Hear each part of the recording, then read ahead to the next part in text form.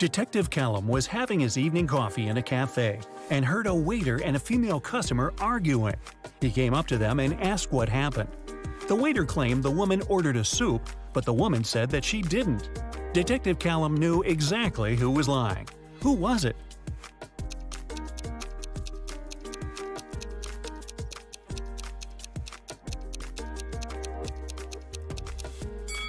The sign on the door says that the cafe serves hot dishes only till 4 p.m. Take a look at the clock. It's 7 p.m. Even if she wanted to, the woman couldn't order the soup because it was too late. So, the waiter is lying. Chase was watching TV in the living room while his wife, who was in her third trimester, was cooking dinner in the kitchen. Suddenly, Chase felt unwell and fell unconscious. His wife got dressed and took him to the hospital. When he finally woke up, he couldn't remember anything, including what his wife looked like. There were 3 women, each of them claimed to be his wife. Can you tell who his wife is?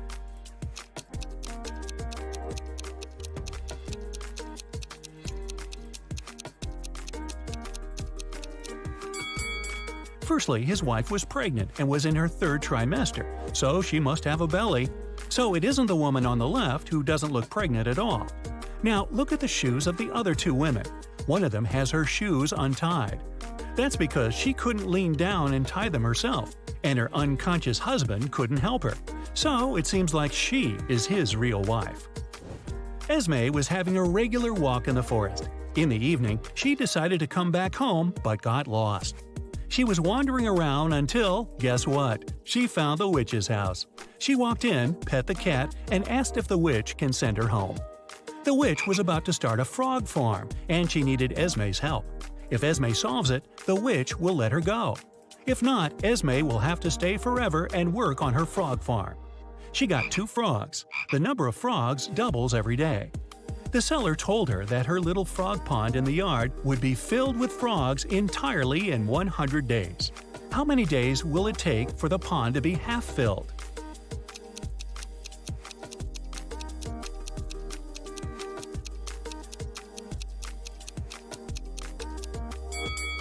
Since the number of frogs doubles every time, the pond will be half filled the day before the pond is filled completely. So it'll happen on the 99th day. Emery was on the expedition and finally found an old cave where pirates used to leave their treasures. However, there are 4 chests, but only one had the gold. If Emery touches the wrong one, she'll get locked in the cave forever. The first chest said, "The treasure is in chest 2 or chest 4." The second one said, "It's in chest 1 or chest 3." The third chest says, "It's in here." The fourth one said, "It's not in here." However, only one of these statements was true. So which chest should Emery pick?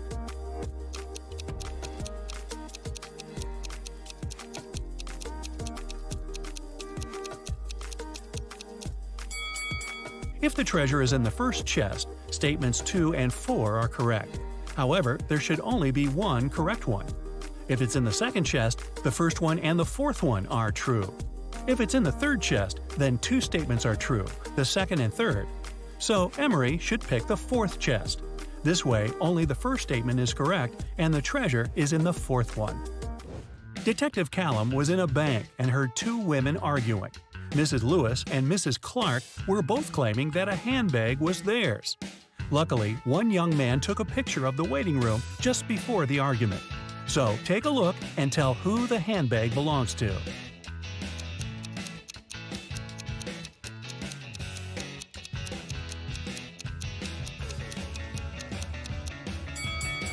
The handbag stands right between the women.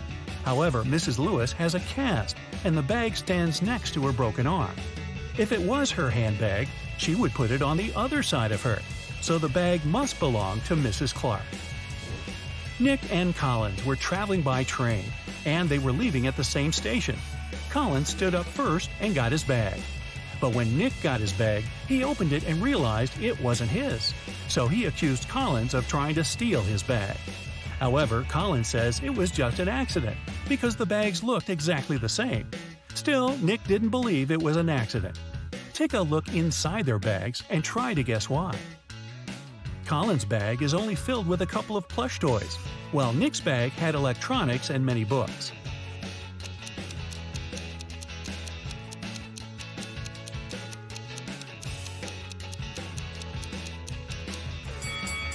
Collins couldn't take Nick's bag by accident because even though they're similar, their weight is too different, and he'd noticed that. In the morning, Mrs. Miller was wrapping Christmas presents for her family. She left to take a shower when she was done, but the gifts were gone when she returned. She went downstairs and asked her family who took the presents, but everyone denied taking them. Her husband said that he was watching TV the whole morning and didn't even get up. Her daughter, Amanda, said that she forgot about the laundry hanging outside last night, so she was out picking it up. Her other daughter, Jane, said that she was in the kitchen eating. Can you tell who lied?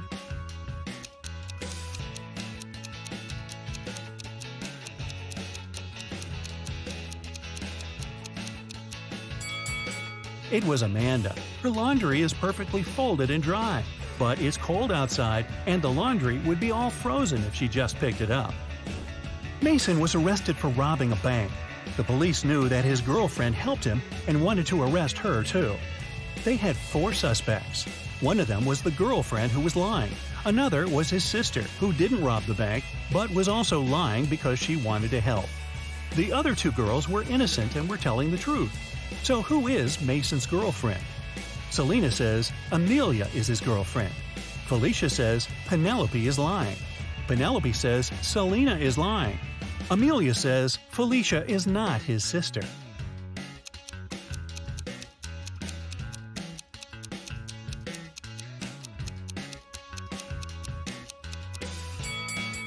If Selena is telling the truth, Amelia is lying. Then Felicia is his sister who's lying. Therefore, Penelope is telling the truth. It contradicts that Selena is telling the truth. So, Selena is lying. Then, Penelope is telling the truth, and Felicia is lying. So, Amelia must be the other girl telling the truth. 2 liars are Selena and Felicia. They are Mason's girlfriend and sister. Since Amelia says Felicia isn't his sister, then Selena is his sister and Felicia is his girlfriend. Archer was watching TV when he got a call. Detective Callum said that his friend George was poisoned and asked to come. Archer arrived as soon as he could and was immediately arrested for poisoning his friend. Why?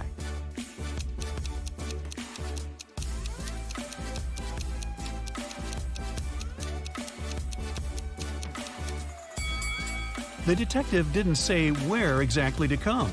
Maybe coming to his friend's house could be logical, but they are in some park.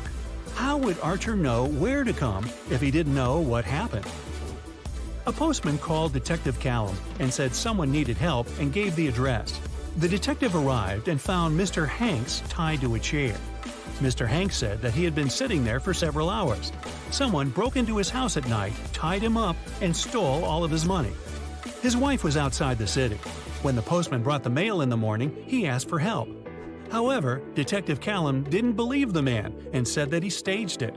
Why didn't he believe Mr. Hanks?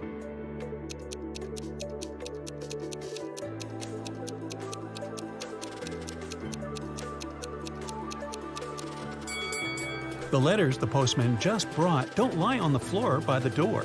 Instead, they're on the shelf, where only someone who is inside the house could put it. If Mr. Hanks sat there tied up all night and was alone, it'd stay on the floor. It was Christmas morning in California, and Detective Callum got an anonymous note that someone going to Alaska would hijack the plane and take it to Hawaii. He arrived at the airport and stopped several people. Take a look at them and tell who's planning to hijack the plane.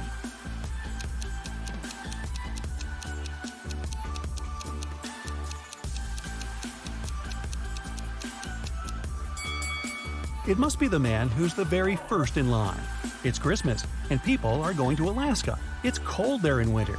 Still, the guy is lightly dressed and doesn't have any luggage with him.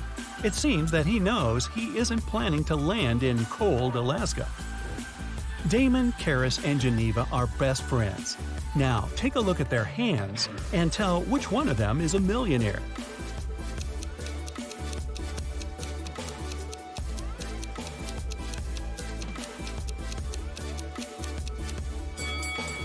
Damon has a Versace watch on his wrist, but it must be a fake one. Look, Versace is written with an H. Karis has some gold bracelets, but she has scratched nail polish. Geneva has just one bracelet, but it's Gucci and silver, and her nails look very neat. So I'd say she's a millionaire.